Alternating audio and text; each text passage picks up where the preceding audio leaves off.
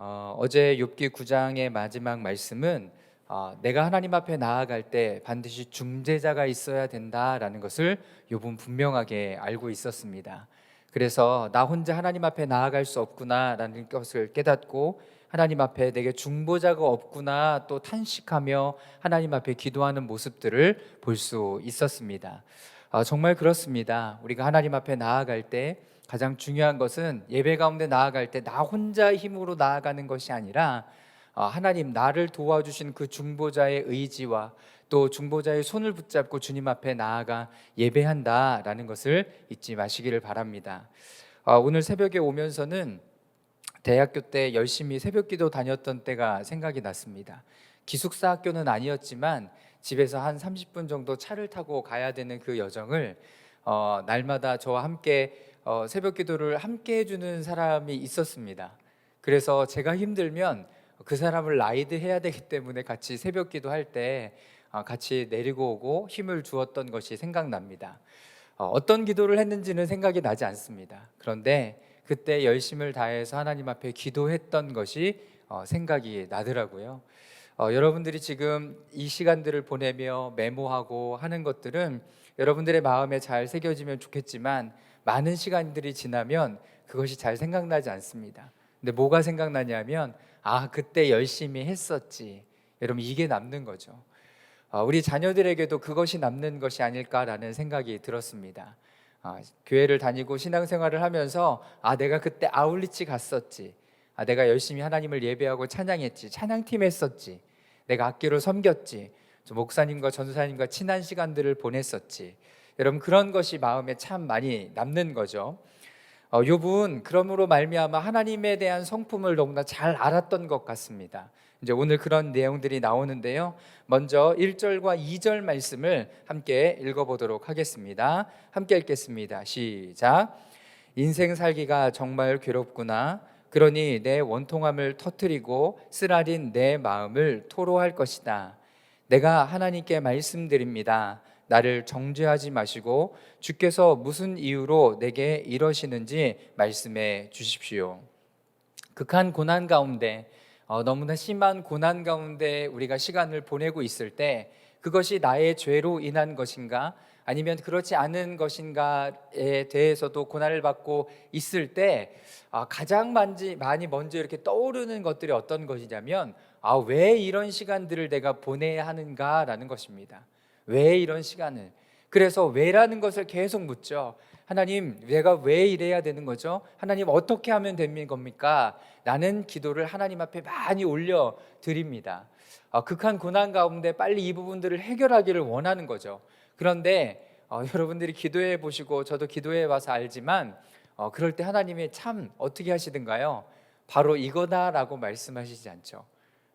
이거다라고 말씀하시는 것이 아니라 그 시간들이 여러분 충분하게 보내져야 된다라는 것을 깨닫게 됩니다. 그래서 그때에 대한 모든 것은 지금 해결되고 지금 그것이 이해되고 그 뜻이 바로 알아지는 것이 아니라 차후에 많은 시간들이 지난 다음에야 여러분 그것이 깨달아지게 됩니다.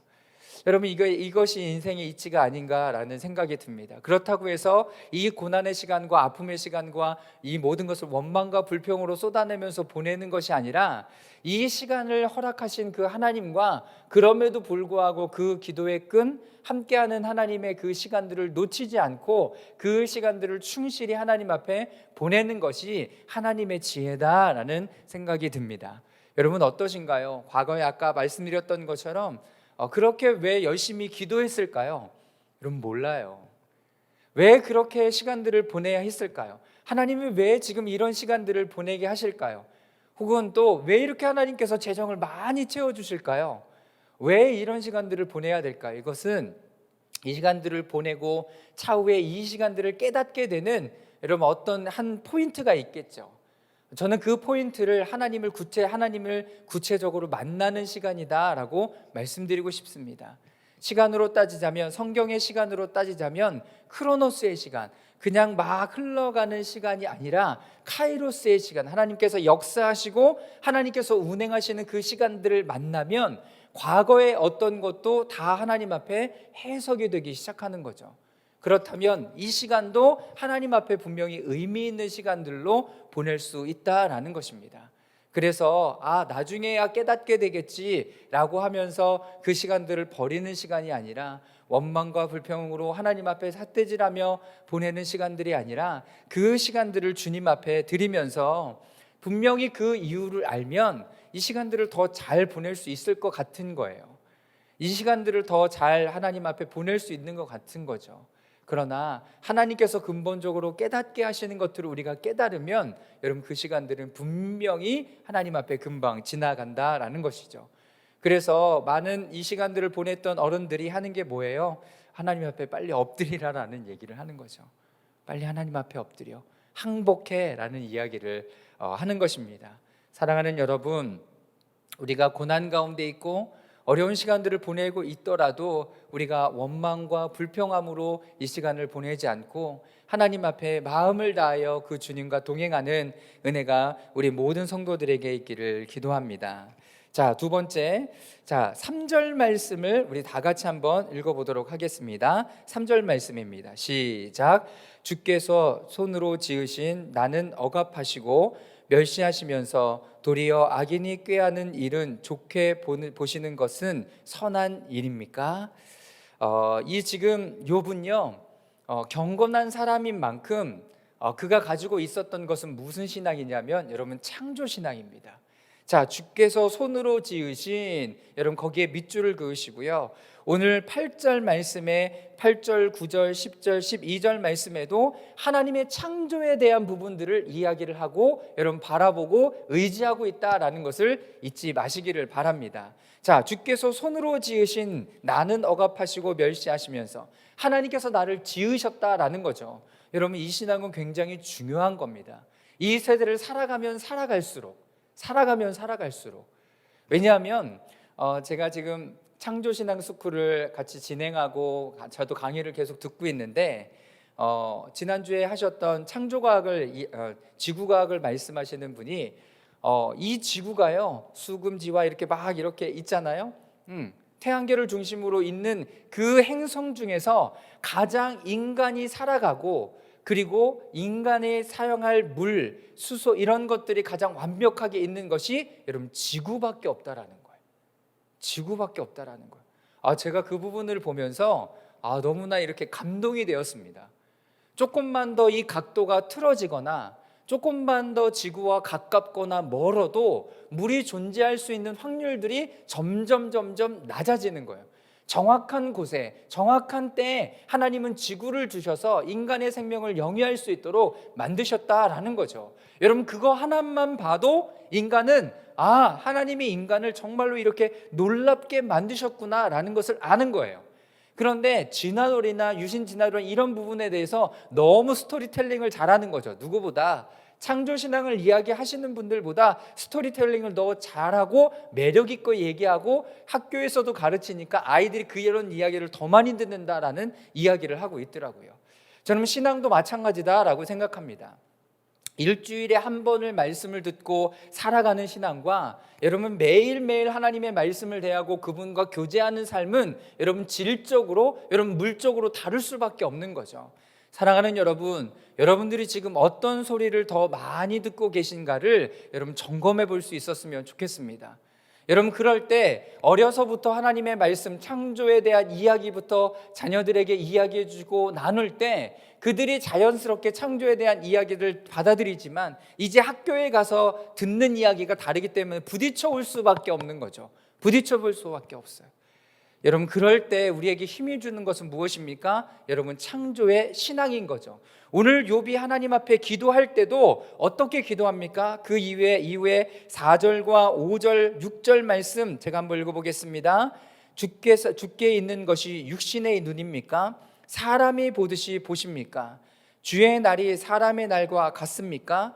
주의 해가 사람의 해와 같습니까? 내 잘못을 찾고 내 죄를 탐색하시다니요. 여러분, 욥이 하나님 앞에 기도하고 있지만 하나님으로부터 고난이 시작이 되었지만 하나님께서 누구에게 그 욥을 좀 이렇게 고난을 할 것을 맡겼습니까? 사단에게 맡기셨잖아요. 그러면서 하나님께서 말씀하셨던 건 뭐예요? 욥의 생명은 건들지 마다. 왜냐하면 하나님께서 지키시고 보호하시고 만드신 인간이기 때문에 여러분 그렇다는 거죠. 여러분 그럴 수밖에 없죠. 그러니 사단이 하는 일이 어떤 일입니까? 인간의 죄를 계속 탐색하는 거예요. 욥이 5회에서 하나님이 하신다라고 얘기하지만 욥이 5회에서 하나님이 나를 죄를 탐색하시고 나를 고난 가운데 어려움 가운데 빠뜨리는 것 같지만 지금 요거를 주관하고 있는 건 누구예요? 여러분 사단이잖아요. 그러니까 계속 인간의 잘못된 것들만 건져내고 뽑아내서 여러분 정죄하고 있는 모습을 보고 있는 거죠. 사랑하는 여러분, 누가 여러분들의 어떤 부분들을 정죄하거나 여러분 죄 가운데 빠지게 하거나 여러분들 너무나 자존감이나 이런 것들을 넘어뜨리는 것들이라면 여러분 담대하게 예수 그리스도의 이름으로 대적하는 은혜가 있기를 주님의 이름으로 축원합니다. 주께서 있는 것이 육신의 눈입니까? 아니죠. 하나님의 눈은 어떤 눈이에요? 전지전능하신 눈이에요. 그래서 7절 말씀에 이야기하지 않습니까? 주께서 내가 악하지 않은 것을 아시고 나를 주의 손에서 빼낼 자가 없음도 아십니다 라고 고백을 하는 거예요. 여러분 지금 하나님의 눈은 그렇지 않다라는 것, 하나님의 눈은 죄악된 것을 뽑아내시고 나를 심판하시기 위하여 나를 이 땅에 두신 하나님이 아니라 나를 너무나 사랑하시는 하나님이다 라는 것들을 잊지 마시길 바랍니다. 욥이 이렇게 4절, 5절, 6절, 7절로 고백하는 것은 하나님의 눈은 우리를 사랑하시고 그렇게 긍휼히 여기시고 불쌍히 여기시는 마음이다 라는 것을 전제하고 이렇게 토로하고 있는 거죠. 여러분 이 모든 것이 어디서 나왔습니까? 나를 지으신 하나님이다 라는 것에서 나온 것입니다. 사랑하는 여러분, 그러니 내 마음 가운데 창조의 신앙을 알고 있는 것, 그리고 내가 그것을 믿고 있는 것, 내가 그것을 의지하고 있는 것이 여러분 기도할 때도 나에게 큰 힘과 도움과 여러분 능력이 될 수 있다라는 것입니다. 그러니 여러분 이런 강의가 있을 때마다 여러분 찾아서 들으시고요. 여러분 또 후반기에 내년 초에 또 이런 강의가 열릴 것 같습니다. 그래서 여러분 마음을 다해서 나 시간이 없다라고 하지 마시고요. 여러분 들으셔야 이 세대를 살아갈 수 있는 힘이 우리 가운데 또 무기로 장착되는 것입니다. 또한 지금 성경 통독 말씀을 계속 하고 있는데 이 말씀들이 우리 가운데 가장 깊은 곳에 새겨져 있으셔야 돼요. 다른 것이 우리에게 힘을 주는 것이 아니기 때문에 그렇습니다. 하나님의 눈은 본래 우리의 선한과 우리의 도우심을 위하여 열려 있음을 우리는 알아야 할 것입니다. 시편 34편 15절 말씀입니다. 우리 다 같이 한번 읽어보도록 하겠습니다. 시작. 여호와의 눈은 의인들을 향해 있고 그 귀는 그 부르짖는 소리에 열려져 있습니다. 욥이 아는 것은 뭐예요? 여호와의 눈은 누구를 향하여? 의인들을 향하여 여러분 주목하고 있다라는 거예요. 하나님은 우리를 여러분 그 잘못된 것을 찾으려고 막 살펴보는 하나님이 아니라 어떤 하나님이라고요? 우리가 어떤 것을 잘했는가, 어떻게 지금 살아가고 있는가 격려하시고 위로하시고 또 부르짖는 소리에 열려 있습니다라고 얘기하는 것은 우리의 작은 신음에도 응답하시는 하나님이시다라는 거죠. 하나님께서 이 욥의 부르짖음과 탄원과 하나님께 부르짖는 소리를 듣지 못하시겠습니까? 아닌 거죠. 다 알고 계신 거죠. 자, 잠언 15장 3절 말씀도 이렇게 기록하고 있습니다. 함께 읽겠습니다. 시작. 여호와의 눈은 어디든지 있어 악인과 선인을 지켜보신다. 네, 하나님께서 계속 지켜보시는 거예요. 왜 지켜보십니까? 하나님께서 의로운 사람들에게는 하나님께서 지키시고 보호하시고 하나님의 복, 많은 재물을 준다는 것이 아니라 주님과 동행하는 그 은혜를 하나님께서 허락하시기에 여러분 이런 시간들을 보내고 있고 여호와의 눈이 항상 우리를 주목하시고 우리와 함께 하시고 지키시고 보호하신다라는 것입니다. 제가 요즘 듣는 찬양 중에 더 블레싱이라는 찬양이 있습니다. 미국에서 이제 엘리베이터 워십이라고 하는데요. 엘리베이터 워십이에요. 그러니까 그 예배를 드리면 하나님 앞에 쫙 올라가는 거예요. 어떻게 이름도 그렇게 지었는지. 엘리베이터 워십에서 팀에서 이제 하고 있는 찬양 중에 더 블레싱인데요. 여러분 얼마나 강력하냐면요. 민수기에 축복하는 메시지 있잖아요. 그 메시지를 가사로 담았어요.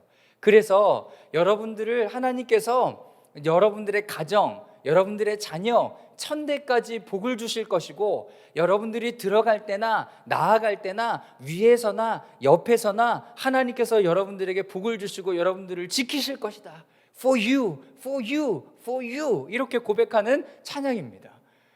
여러분 얼마나 강력한지요. 여러분 그 찬양을 아침에 들으면요, 여러분 그냥 힘이 불끈 솟아요.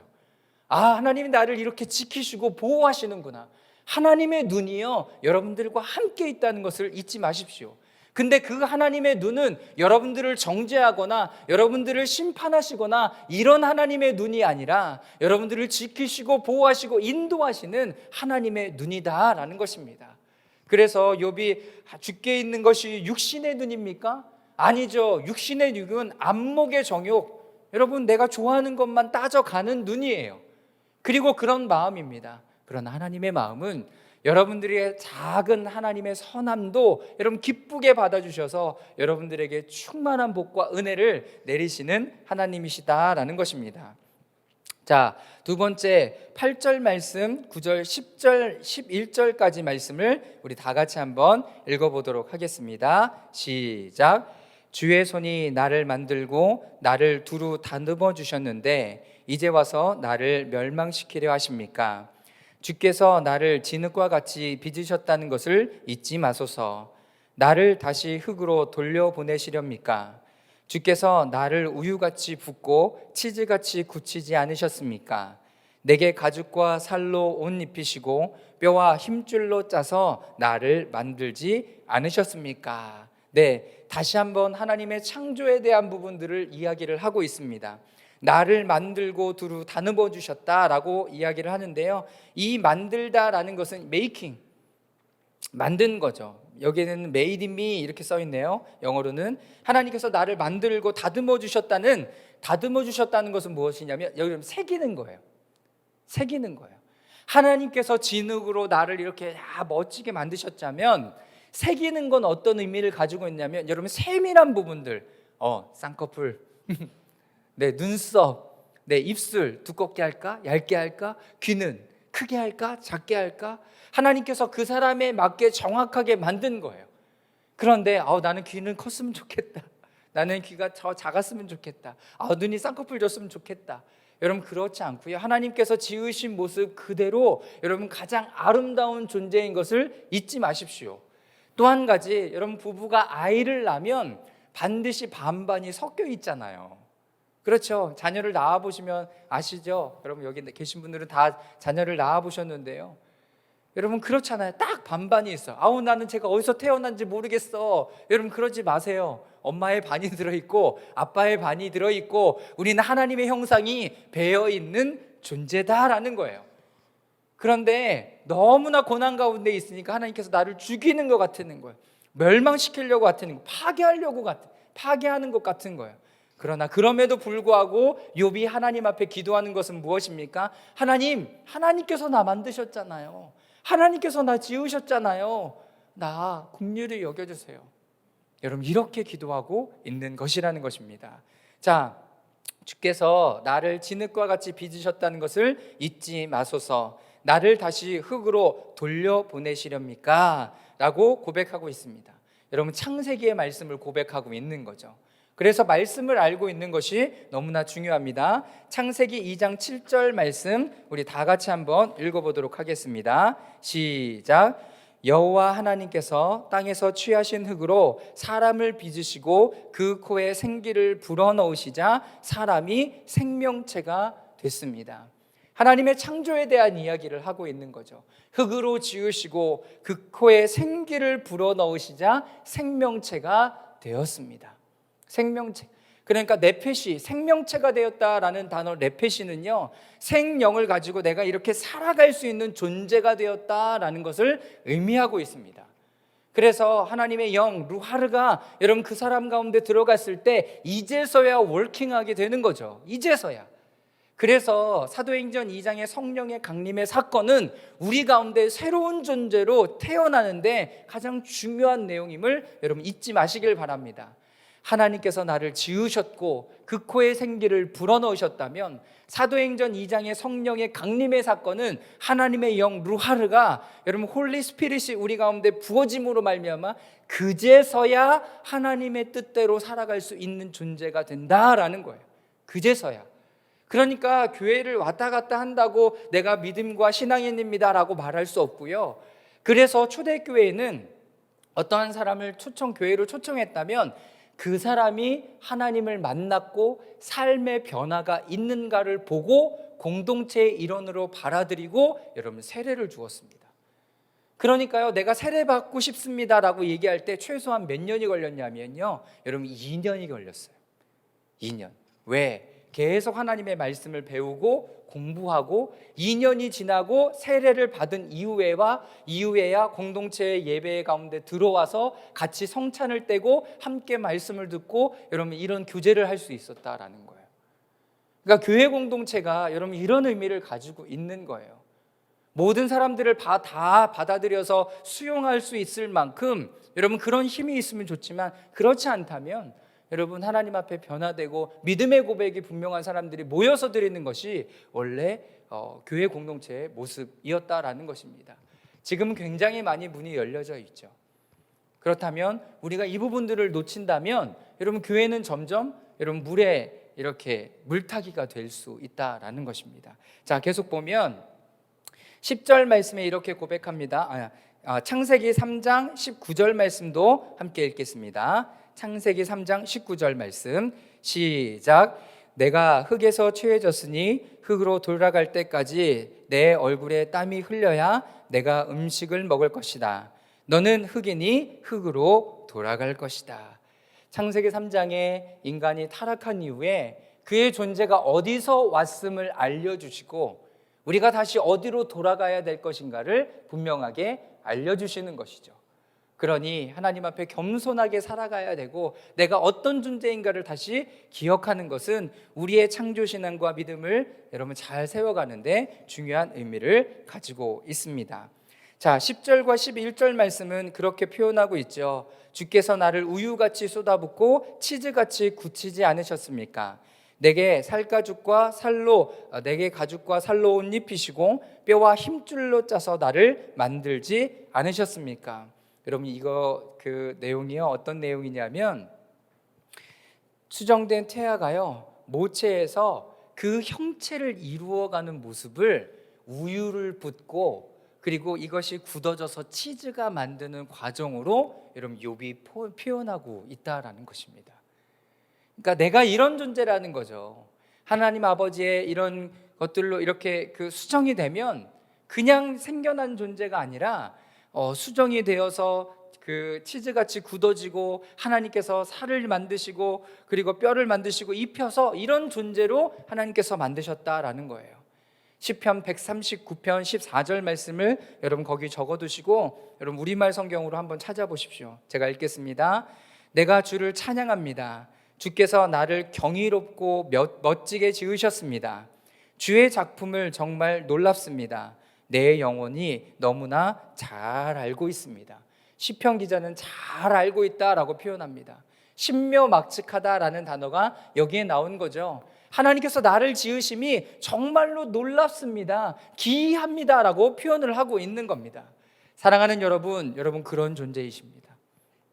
세상이 여러분들을 정죄하고 넘어질 것을 찾고 있을 때 하나님은 여러분들을 가장 기가 막히고 멋지게 만들어 주셔서 하나님께서 지키고 보호할 수밖에 없는 존재로 여러분들을 지으셨다라는 것들을 잊지 마시기를 바랍니다.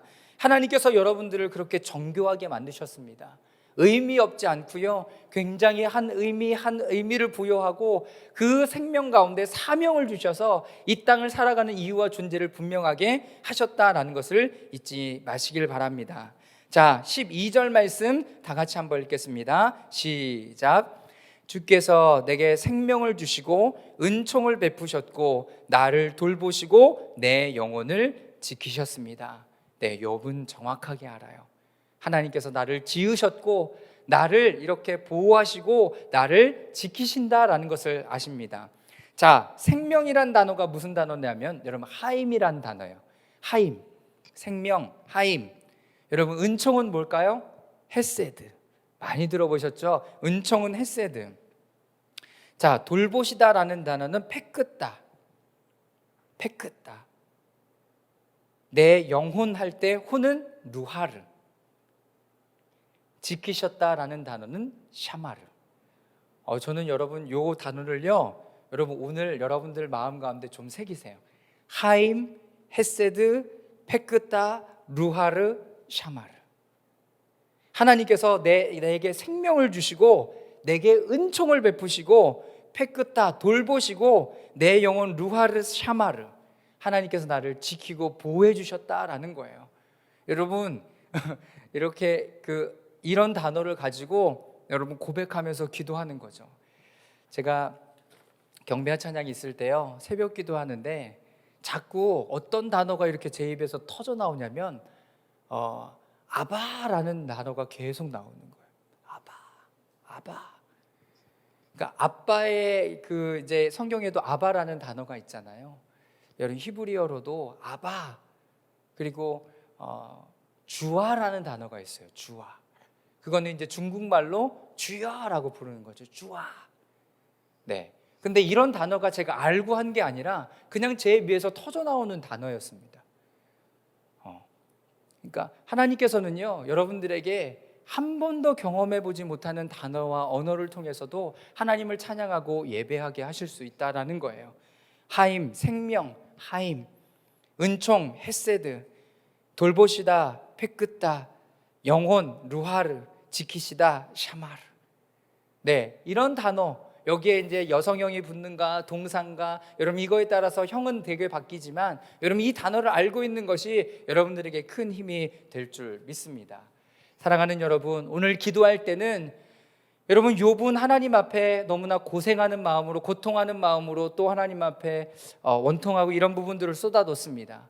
그러나 기도할 때도 놓치지 않는 것은 무엇이냐면 하나님께서 나를 창조하셨다라는 것입니다. 하나님께서 나를 창조하시고 하나님의 눈은 사람의 눈이 아니시니 이렇게 정죄할 것들, 이런 것들을 찾으시는 하나님이 아니다라는 것이죠. 두 번째, 하나님 주의 손이 나를 만들었으니까, 나를 다듬어 주셨으니까 나를 멸망시켜 주시지 마시고 12절에 고백된 것처럼 내게 생명을 주시고 하임, 내게 은총을 베푸시고 헤세드, 나를 돌보시고 패끄다, 루하르 샤마르. 하나님의 영으로 나를 지키시고 내 영혼을 지켜주셨습니다라는 고백으로 하나님 앞에 고백하고 있습니다. 이 시간 함께 기도할 때 하나님, 주님의 눈이 오늘 나의 눈을 나를 살펴보아 주시고 하나님 나를 지키시고 인도해 주십시오. 나를 창조하신 하나님, 나를 새롭게 하여 주시되 오늘 마지막 절에 고백한 것처럼 하나님의 은총을 베푸시고 나를 돌봐주시고 하나님 내 영혼을 지켜 인도하여 주시옵소서. 오늘 하루의 삶을 온전히 하나님 앞에 내어 맡깁니다. 하나님 나를 지켜주십시오. 우리 다 같이 우리 주여 한번 외치고 기도하겠습니다.